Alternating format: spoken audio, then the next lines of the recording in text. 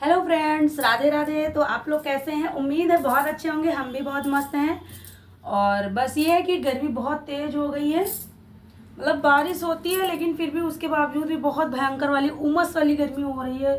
इतनी बारिश हो चुकी है उसके बावजूद भी गर्मी नहीं कम हो रही है। मतलब बीच में तो थोड़ा सा कम डाउन हुआ था, मतलब मौसम थोड़ा सा कम पड़ा था गर्मी वाला।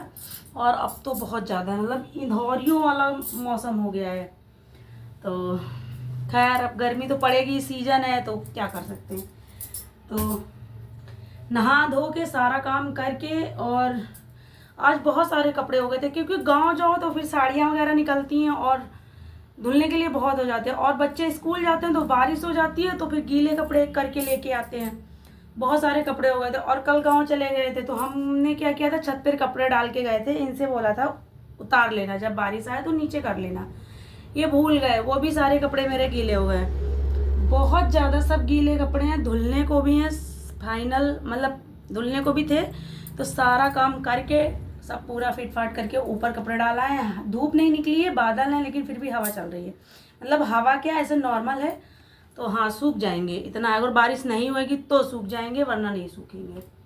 सब पूरा काम फिनिश करके बच्चों के लिए टिफ़िन में लंच में बना दिया था हमने सिवई, मतलब नमकीन वाली सिवई, चटपटी जो बनती हैं। और हम लोग भी नहा धो, मतलब नहाया धोया, पूजा की भगवान की। पूजा करने के बाद हमने सिवैयाँ नहीं खाई हैं। सिवैयाँ बहुत थोड़ी सी बनाई थी। वो कल के मेरे चने और वो बड़े बच गए थे, मतलब मम्मी ने ज़्यादा पैक कर दिए थे। जब हम लोग यहाँ आ गए थे ना तो फिर यहीं पे खाना खाया था। मतलब हम लोग क्या, हम आ गए थे तो फिर यहीं पे खाना हमने खाया था। शाम वाला खाना मेरा यहीं होता है, वहाँ से पैक करके ले आते हैं, फिर यहीं पे होता है। तो यहाँ पे खाया, जितना मन हुआ वो खाया। बाकी बच गए थे तो फ्रिज में लगा दिए थे, तो वही दोबारा फिर से फ्राई किए चने वगैरह, वो खाए और बड़े खाए। सब नाश्ता पानी करने के बाद अब बज रहा है करीबन 11:30 12 बज रहा है। तो 1:30 बजे बिट्टू आ जाएगी। तो वही दाल बन गई है, इसमें सीटी आ चुकी है, आप लोग देख चुके हैं ऑलरेडी। जब इसका गरम है, भूल गए थे। जब जब इसका प्रेशर निकल जाएगा तब इसी में चावल चढ़ा देंगे और खाने में बनेगा दाल चावल। बस ज़्यादा कुछ नहीं बनेगा क्योंकि कल बड़े और सब पकौड़ी ये सब चीज़ें खाई गई थी तो सबका पेट गड़बड़ है। ये यहाँ पे थे लेकिन खाया इन्होंने भी था क्योंकि हम वहाँ से लेकर आए थे। मम्मी ने पैक कर दिया था, इनको तो भूल ही नहीं सकती मम्मी, तो पैक करके दे दिया था तो सब लोगों ने खाया था।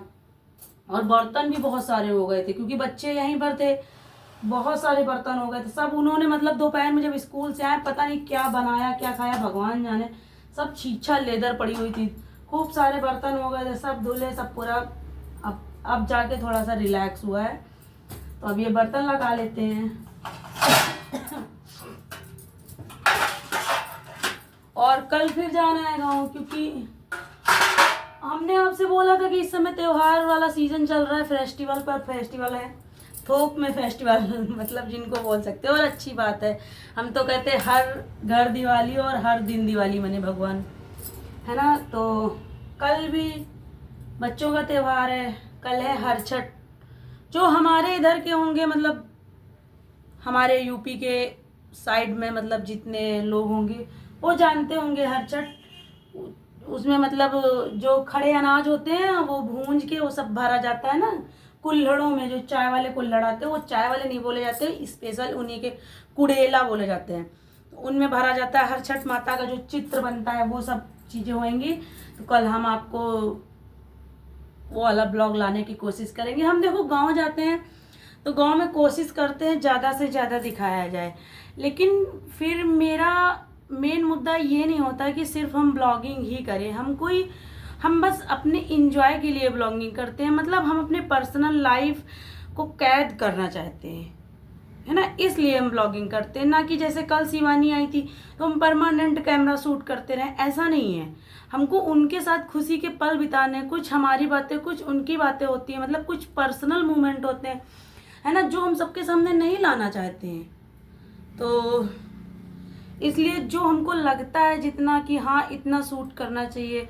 और जब मतलब हम खाली समय क्या मतलब, खाली तो कभी नहीं होते हैं क्योंकि ये भी हमने काम ही बना रखा है, यूट्यूब पर आना एक काम ही है।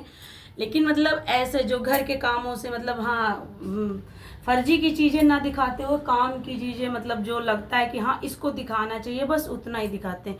और ख़ास तौर से हम अपना पूरा दिन नहीं इसमें देंगे, क्योंकि हमारी अपनी पर्सनल ज़िंदगी है, हम अपने लोगों के साथ खुश रहना चाहते हैं, बस उन चीज़ों को हम कैद करना चाहते हैं, बस इसलिए हम ब्लॉगिंग करते हैं। जैसे कल शिवानी लोग आई, उनकी बिटिया इतनी नन्ही सी थी, आप लोगों ने देखा, बहुत प्यारी लग रही थी, है ना।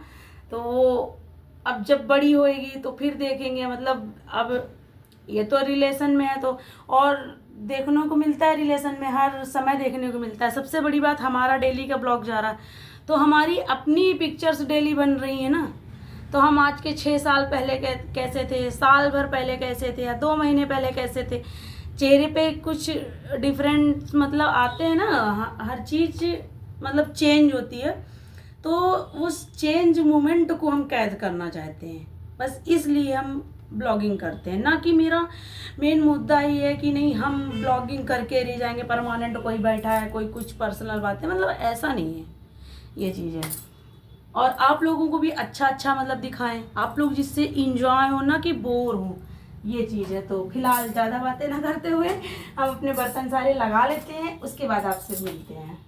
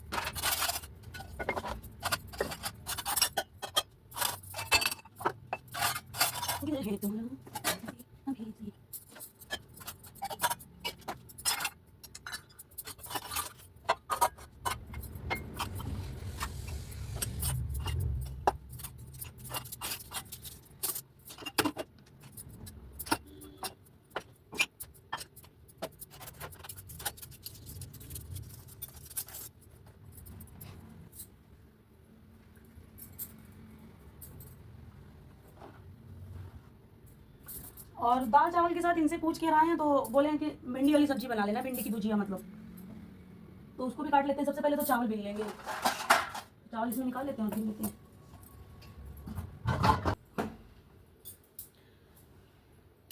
और पता है, भिंडी की सब्जी से हमको याद आ रहा है मतलब आपसे कुछ बताएंगे, आप लोग भी हंसोगे, लेकिन अब बता देंगे, हमको याद आ गया है आज। पता, जब हम छोटे थे, मतलब जब 10th में पढ़ते थे, 10th या 9th में ऐसे रहे होंगे, बहुत छोटे थे, मतलब बहुत छोटे क्या, 10th और 9th में कितना बड़ा बच्चा होता है, समझ सकते हो। तब हमको खाना बनाना नहीं आता था। 1 मिनट बस आ रहा है। पता है, जो बर्तन लगाए ना, तो टोकरी से पूरा पानी निचोड़ के नीचे आया, तो गीला गीला लग रहा था। तो उसको पावदान पड़ा है, उससे थोड़ा सा वो कर लेंगे तो सही हो जाएगा। हाँ, तो 10th में मतलब जो बच्चा होता है इतना छोटा नहीं होता है, लेकिन हाँ पढ़ता है तो खाना वाना से इतना मतलब नहीं रखते हैं लोग क्या मतलब बच्चा, हम भी इसी तरह थे। तो हमें भी खाना बनाना नहीं आता था उस समय। चाय वगैरह भले बना लेते थे कभी कभी, लेकिन खाना नहीं बना पाते थे। तो 10th में प्रैक्टिकल होते जो मतलब हमारी, तो सॉरी बीच में ब्रेक लग गया था। ब्रेक क्या मतलब, ये आ गए थे, फिर बातें कुछ और होने लगी, थोड़ा सा मम्मी के विषय में, मतलब मायके से मम्मी के विषय में। तो और तब तक साइड में खाना भी मेरा बन गया, सब्जी चावल, और बताया था ना आपसे भिंडी की सब्जी बनानी है। तो वो सब पूरा कंप्लीट हो के बच्चे भी घर आ गए, खाना वाना खा लिया है।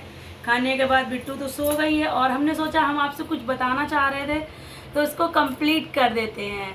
तो हाँ, हम बता रहे थे भिंडी की सब्जी के बारे में, मतलब अपनी पुरानी बचपन की याद। तो हम जो मतलब 10th में थे, तो उस समय जो प्रैक्टिकल होते थे, जो हमारी उम्र की जो लड़कियां होंगी, मतलब हम उम्र जिन्हें बोल सकते हैं 34-35 साल की, 22 साल की, है ना, इन लोगों के मतलब हम लोगों के ज़माने में प्रैक्टिकल हुआ करते थे, ओरल प्रैक्टिकल होते थे, और दूसरे दिन होता था गैस वगैरह पूरा टंडीला लेकर जाओ, गैस लेके जाओ, सारा सामान लेकर जाओ, फिर वहाँ पे बनाओ, फिर वो अपने पूरे स्टाफ मतलब सर को, उनको सबको खिलाओ, तब वो ग्रेड देते थे, A ग्रेड B ग्रेड, इस तरह होता था। तो मेरा भी था भाई, दूसरे दिन था मतलब गैस वाला और पहले दिन था ओरल वाला। तो दोनों की अलग अलग स्टोरी है और दोनों की फनी है, मतलब कोई बनाई नहीं है, सच्ची है ना। तो मेरे साथ क्या हुआ, तो ओरल वाले दिन मेरे पिताजी का स्कूल था, मतलब जो ताऊ जी हैं जिनको हमने बताया है कि सब सिवई वगैरह सारे त्यौहार जो भेजते हैं, मतलब जिनको हम पापा मानते हैं, तो उन्हीं का स्कूल था। उन्हीं का स्कूल का मतलब सरकारी टीचर थे, वो प्रिंसिपल थे उसी स्कूल में, तो स्वाभाविक है उसी में पढ़ेंगे, जब पापा नहीं थे मेरे तो उसी में पढ़ते थे।